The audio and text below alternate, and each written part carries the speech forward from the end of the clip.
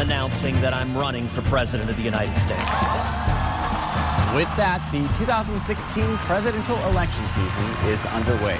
Good morning and thank you for joining us for State of Texas in Depth.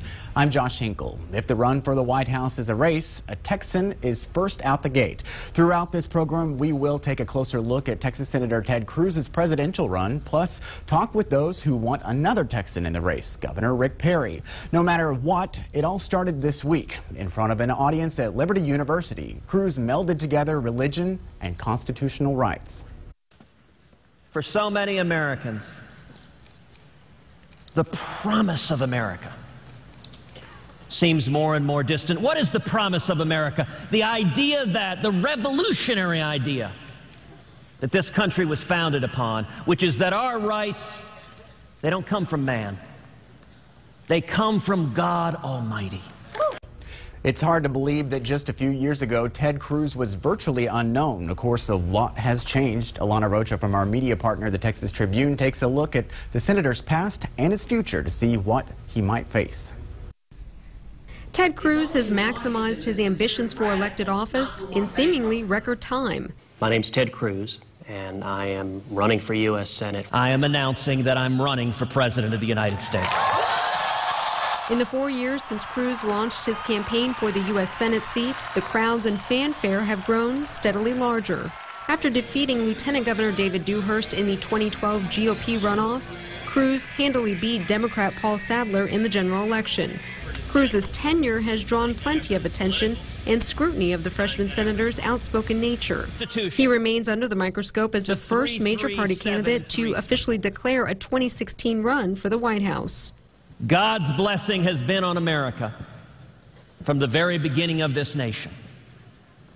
And I believe God isn't done with America yet. Well, he seems to be following quite a lot of the same playbook, which is to really define himself by what he's not, and to put out some very simple positions about God and country. Jeremy Surrey is a history professor at the University of Texas at Austin. He was then running against Obama, and people wanted, I think, to put someone in the Senate who would, I guess, stand in the way of some of President Obama's programs. As president, they want someone who's for something. And someone, he says, who will have to lay out distinct policy positions on issues like international affairs, something Cruz did not have to do as much of during his last campaign. This is Alana Rocha reporting for the Texas Tribune. As you might imagine, the reaction to Cruz's announcement was split. Democrats sent out fundraising requests afterwards, but even those on the right are split. Glenn Beck told his radio listeners to pray for Ted Cruz because, quote, all the guns are coming for this guy. Beck says Cruz called him on Friday and told him that he prayed before coming to the decision. Meanwhile, one Republican in Congress said Cruz may be an intelligent person, but does not carry out an intelligent debate. He oversimplifies, he exaggerates, and he basically led the Republican Party over the cliff in the fall of 2013. To me, he's just a guy with a big mouth and no results. For folks in Texas, we're left with a major question. As he balances a campaign and his job in the Senate, will he be there to cast a vote on the issues you care about? KXAN investigator Kevin Schwaller took a look at some past presidential candidates to see how it affected their day job. Been a strong supporter of his ever since his early days in the Senate campaign. Larry Hill is now following another race for candidate Ted Cruz, this one for the country's top office. First in, last out. Lovers of liberty. A presidential run also means the senator will likely be spending more time in front of crowds like this and less time here in the U.S. Senate. Take the country's current president, for example. In 2007, then Senator Obama announced he was running for president. The number of votes candidate Obama missed steadily increased to a high of nearly 90% during 3 months of the campaign, based on GovTrack data. It's a similar picture for Senator John McCain. During the presidential campaign from July to September 2008, McCain missed all of his votes. And looking to another Texan, Congressman Ron Paul missed more than 90% of his votes during a stretch in 2012 when he was running. You have to crisscross the country. It is a second full-time job. So for him to do that and his job in the Senate, it's going to be difficult. When Bob Dole ran for president in 1986, he resigned. Still, campaigning for president also gives Cruz another platform. In a way, it's a positive because I think he'll be higher profile and probably have more impact. On the other hand, he won't be there as much and may not be working on the day-to-day aspects of being a senator quite as much. But his office is obviously going to continue running and will be just as active as it's always been. Some Cruz supporters seem confident, too. Well, I think he's still going to devote a lot of time to being the senator. I don't think he will have any problem doing both for a while. Cruz may not be the only one who will balance two sets of responsibilities heading toward Election Day 2016. Kevin Schwaller, KXAN, investigates. We will keep track of Senator Cruz's attendance in the Senate to see how he compares. Past campaigns had a similar effect on governors, too. When Rick Perry ran in 2012, he was outside of the state 119 times during the first 152 days of the campaign. Under Texas law, that meant other state leaders were the acting governor, usually Lieutenant Governor David Dewhurst, but for 15 days before Perry dropped out, State Senate pro tempore Mike Jackson was technically the man in charge. What's next in the world of 2016 presidential politics? We break it down with our roundtable, former Perry staffer and advisor Ray Sullivan and Patrick Svitek from the Texas Tribune. It's all next on State of Texas in Depth.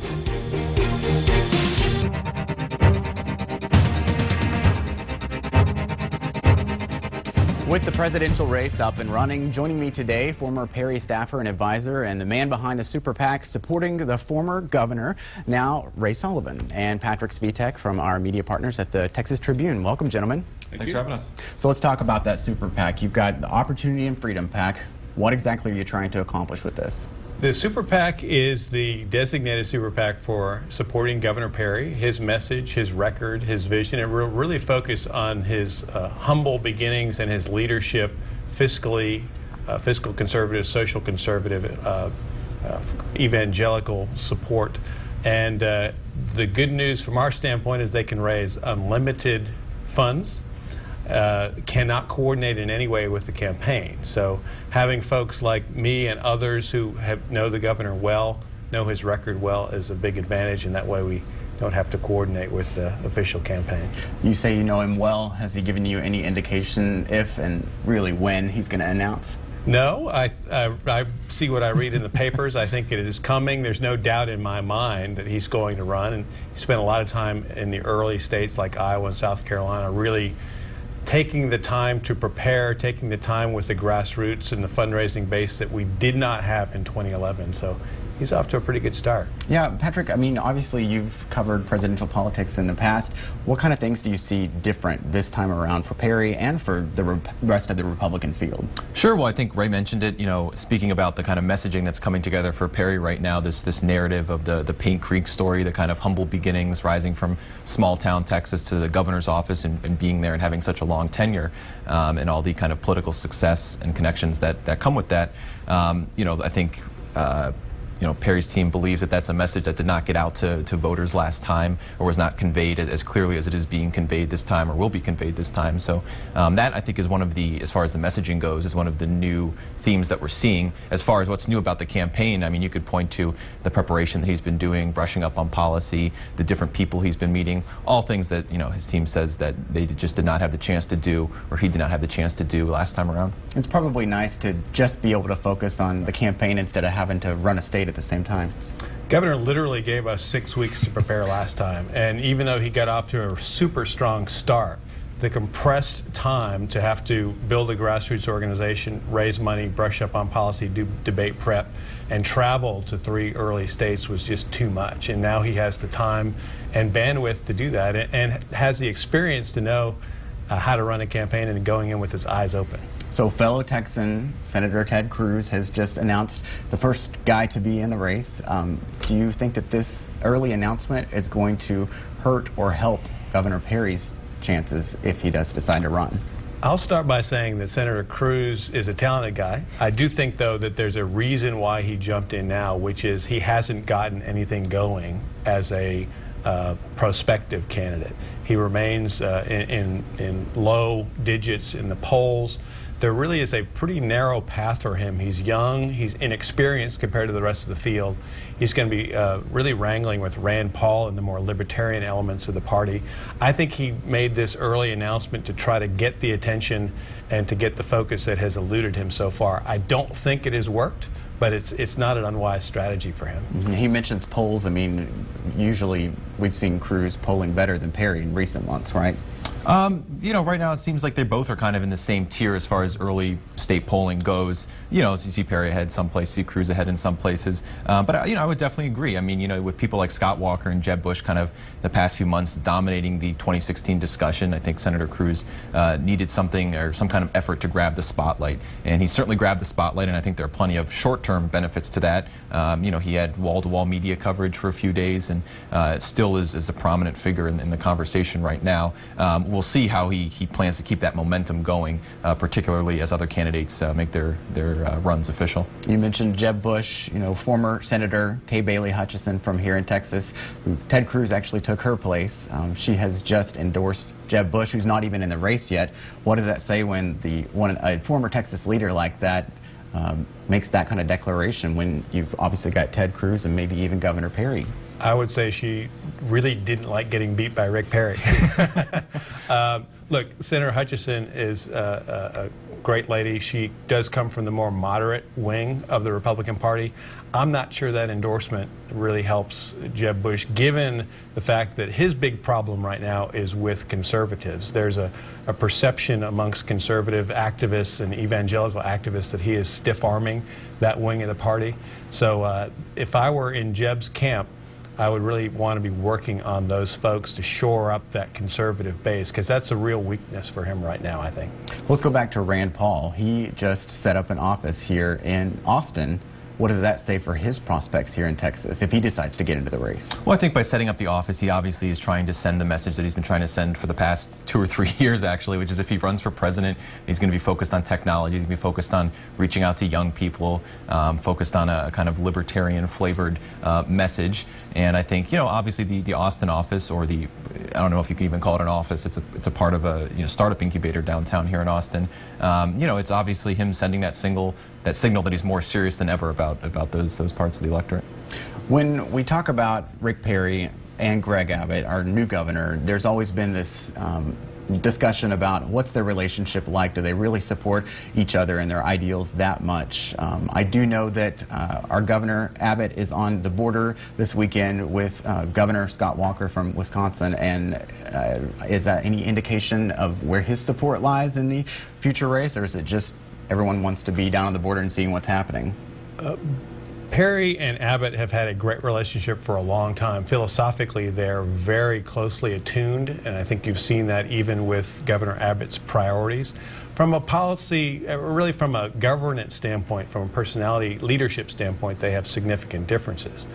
It is certainly good for Texas, and certainly good for Governor Abbott, and for anyone who cares about border security, to have leaders from other states coming down to see what's going on here. The more folks can understand the failure of the federal government on the border, the more that people can support both what the state of Texas is doing with the National Guard at the border and the need to bring other resources to bear. That's a good thing for everyone. Do you see it the same way? You know, I think, you know, I would caution against reading too much into Scott Walker being here.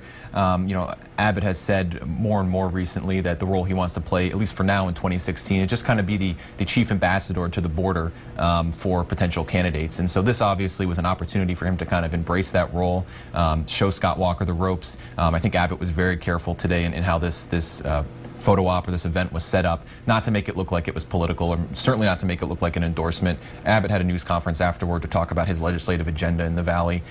Walker didn't join him for that. They rode in a helicopter together, out of sight of reporters. So I think it was well orchestrated to avoid the kind of appearance of politics or presidential politics. So before we go, let's go back to Governor Perry. We've already talked about, you know, what he's been brushing up on to be a more, I guess, a stronger candidate. But what is he going to be like out there on the campaign trail? Do you think he's learned anything about charisma or interacting with people that he didn't know before? Because he's pretty energetic guy already. I think he's learned what it takes to run for president, and the amount of focus and time and attention that it takes that he did not have in 2011. From a style standpoint, I think it's the same guy. He just has more awareness and more time. He's been noticed by, I think, U.S. News and World Report as being the best retail politician in the bunch.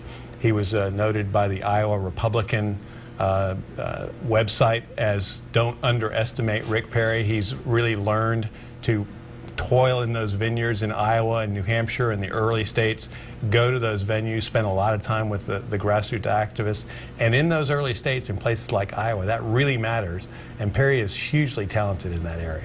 I know your answer to this question, but if you had to put Perry and Cruz up against each other, who's going to be in the race longer?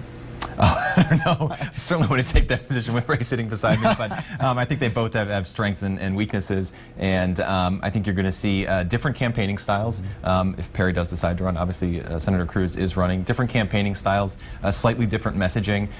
You know, I think they're going to be positioning to kind of bring together different types of voters, and so I'm not ready to make that, that assessment yet, but there will be, I think, distinct differences in how they run. I'm ready to see it all. Yeah. I got it. Thank you very much for being with us, both of you. Thank you very much. And thank you again for joining us for State of Texas In Depth. Remember, you can join us every Sunday morning in the 8:30 half hour for a broader look at Texas politics. Stay tuned for Meet the Press coming up at 9. I'm Josh Hinkle. Have a great day.